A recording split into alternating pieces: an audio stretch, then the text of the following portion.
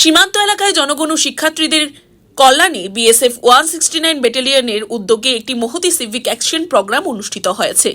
জলিয়া BSF ক্যাম্পে আয়োজিত এই বিশেষ অনুষ্ঠানে উপস্থিত ছিলেন 169 নম্বর ব্যাটালিয়নের কমান্ড্যান্ট অজয় কুমার এবং ডিআইজি অনিল শর্মা।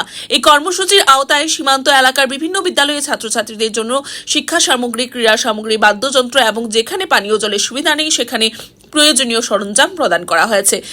বিএসএফ এর এই উদ্যোগ এলাকার শিক্ষা ব্যবস্থাকে আরো উন্নত করতে সাহায্য করবে এবং শিক্ষার্থীদের পড়াশোনার প্রতি আগ্রহ বাড়াবে বলেই মনে করছেন অভিভাবক এবং শিক্ষকরা। এলাকাবাসীর মতে এই মহতী উদ্যোগ শিক্ষার্থীদের পড়াশোনার ক্ষেত্রে বড় ধরনের সহায়ক হবে। পাশাপাশি সীমান্ত এলাকায় বিএসএফ ও জনগণের মধ্যে সম্পর্ক আরো দৃঢ় হবে, যা সামগ্রিকভাবে এলাকার উন্নয়নে গুরুত্বপূর্ণ ভূমিকা রাখবে।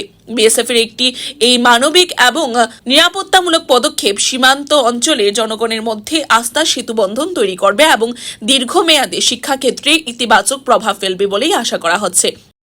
हम समाज के साथ जुड़े और समाज की सेवा में योगदान दें। जो बॉर्डर पे रहते लोग हैं काफी चीजों से वंचित रहते हैं, जैसे कि स्टेशनरी आइटम्स वगैरह जो कि डिफरेंट शिक्षा से संबंधित है, स्वास्थ्य से संबंधित है, स्किल डेवलपमेंट प्रोग्राम से संबंधित है और जो गवर्नमेंट ऑफ इंडिया की विभिन्न स्कीमें हैं उनसे वंचित रहते हैं। इस प्रोग्राम के तहत हम कोशिश करते हैं कि उनके साथ उनको इन स्कीमों के बारे में बताया जाए और उनको उनका लाभार्थ। Bureau report, Tripura news 8।